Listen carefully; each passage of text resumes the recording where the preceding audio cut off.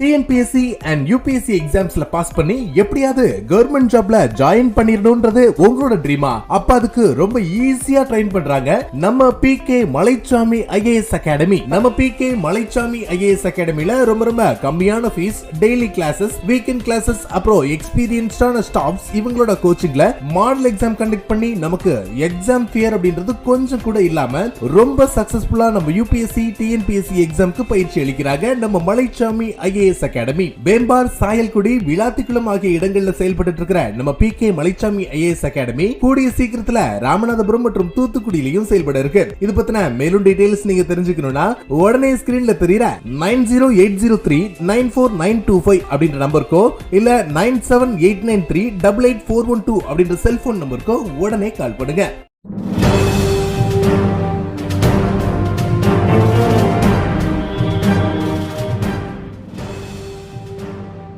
வணக்கம். தினத்தகவல் செய்திகள். மாநாட்டு திடலை பார்வையிட்டார் தேமுதிக பொதுச் செயலாளர் திருமதி பிரேமலதா விஜயகாந்த் அவர்கள். கடலூர் மாவட்டம் வேப்பூர் அருகே பாசார் கிராமத்தில் சென்னை திருச்சி தேசிய நெடுஞ்சாலை ஜனவரி 9ஆம் தேதி தேசிய முற்போக்கு திராவிட கழகத்தின் மாநாடு நடைபெற உள்ள இந்நிலையில் பாதுகாப்பு ஏற்பாடுகள் மற்றும் தொண்டர்களுக்கான வசதி, வாகன நிறுத்துமிடம், மாநாடு பந்தல் உள்ளிட்டவைகளை நேரில் சென்று பார்வையிட்டார் திருமதி பிரேமலதா விஜயகாந்த் அவர்கள். மாவட்ட கழக செயலாளர் உள்ளிட்ட கட்சி நிர்வாகிகளுடன் ஆலோசனை செய்தார். அவருடன் தேமுதிக பொருளாளர் LK சுதீஷ், மாநில இளைஞரணி செயலாளர் விஜய பிரபாகரன் மற்றும் அவரது இளைய மகன் சண்முக பாண்டியன் ஆகியோரும் கலந்து கொண்டு மாநாட்டு பந்தலை பார்வையிட்டனர். அதனைத் தொடர்ந்து செய்தியாளர்களை சந்தித்த பிரேமலதா விஜயகாந்த் எதிர்வரும் சட்டமன்ற தேர்தல் குறித்தான செய்தியாளர்களின் கேள்விகளுக்கு பதிலளித்து பேசினார். கேப்டன் அவருடைய பிளெஸ்ஸிங்கோட நடக்க இருக்கின்ற மக்கள் உரிமை மீட்பு மாநாடு 2.0 கடலூரிலே மிக ஒரு எழுச்சியான ஒரு மாநாடாக, ஒரு பிரம்மாண்டமான மாநாடாக, அனைவராலும் வரவேற்கக்கூடிய ஒரு மாநாடாக நிச்சயம் இருக்கும் என்பதில் எந்த மாற்று கருத்தும் இல்லை.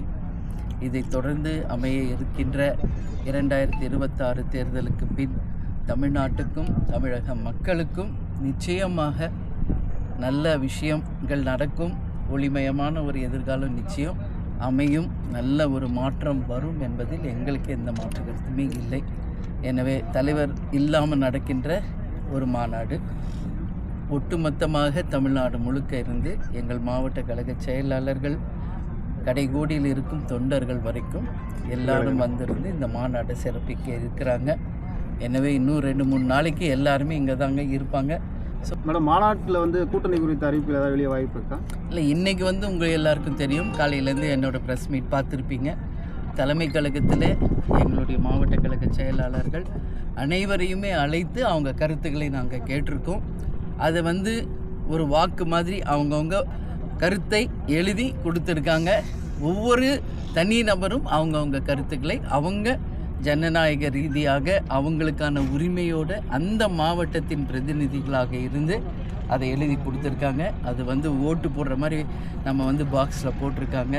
அதை நாளை இல்லை நாளை மறுநாள் பிரித்து பார்த்துட்டு 9ஆம் தேதி மாநாடுக்கு வரும்பொழுது எங்கள் ஒட்டுமொத்த மாவட்ட கழக செயலாளர்கள் மூலமாக தமிழ்நாடு முழுக்க இருக்கும் நிர்வாகிகள் தொண்டர்களுடைய எதிர்பார்ப்பு என்ன, எப்படி நம்ம கூட்டணி அமைக்கணும் அப்படிங்கிறதுக்கான எல்லா கருத்துகளும் அதில் இருக்குது. அதை நிச்சயமாக நான் மாநாடு திடலில் சொல்வேன்.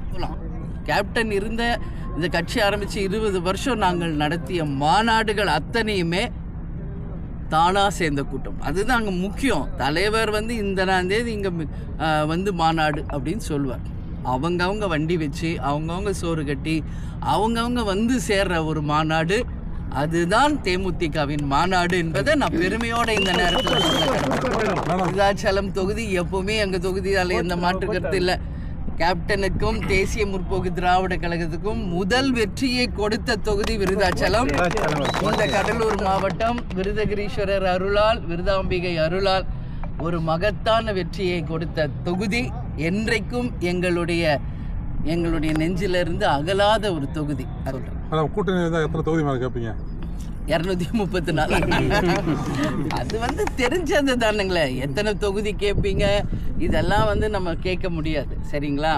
அது நிச்சயமாக ஒரு தேசிய முற்போக்கு திராவிட கழகத்திற்கென்று ஒரு மரியாதை இருக்குது. மக்களிடையே ஒரு பெரிய ஒரு ரெஸ்பெக்ட். கேப்டன் இன்னைக்கு இல்லாத போது கேப்டன் உயிரை கொடுத்து இந்த கட்சியை வளர்த்துட்டு போயிருக்கிறார். இது உண்மை. அதனால் நிச்சயம் தேமுதிகவுக்கான இடம் எல்லா கட்சிக்கும் தெரியும்.